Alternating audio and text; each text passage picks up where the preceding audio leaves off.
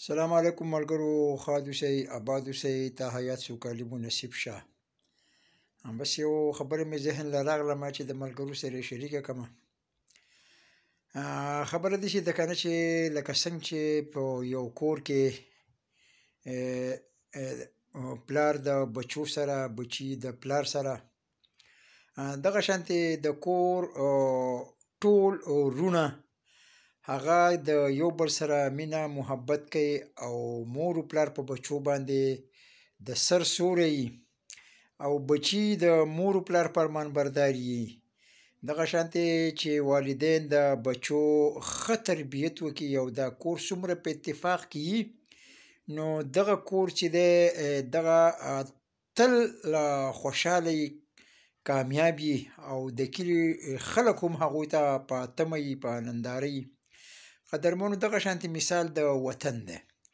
د وطن واکمنان، د وطن حکمرانان، د وطن مشران، د هغو مثال د مور و پلار دی، د قام مثال د دغې واکمنو د بچو دی. بس زموږ بدمرغي دا ده چې زموږ وطن کله هم جوړ شوی دی، نو دې واکمنو، دې مشرانو دا قام خپل بچي نه دي ګڼلي او دې قام دغه خلک خپل مشران نه دي ګڼلي، ځکه چې دغې مشرانو د دې قام تربیت نه دی کړی، دې قام د دې وطن د روښانه سباوون مستقبل دپاره خپل صلاحیتونه په کار نه دي راوستي. ځکه نو زمونږ په وطن کې ورځ په ورځ سختې او ستونزې راځي او دا قام د رنګ په رنګ مشکلاتو او ستونزو سره مخ کېږي چې نه یې مسیحا په نظر راځي، نه یې روښانه مستقبل په نظر باندې راځي. او هغه که موږ وګورو دا وخت زموږ د بلوچستان چې هغه مېرمنې بهر راوتې دي، هغه تور سرې چې په غېږو کې بچي جاړي، هغه د واکمنو نه تپوسونه کوي چې زما رور چېرته دی، زما پلار چېرته دی، زما خاوند چېرته دی، موږ ته یې قبرونه وښیئ، موږ ته یې ژوندي وښیئ.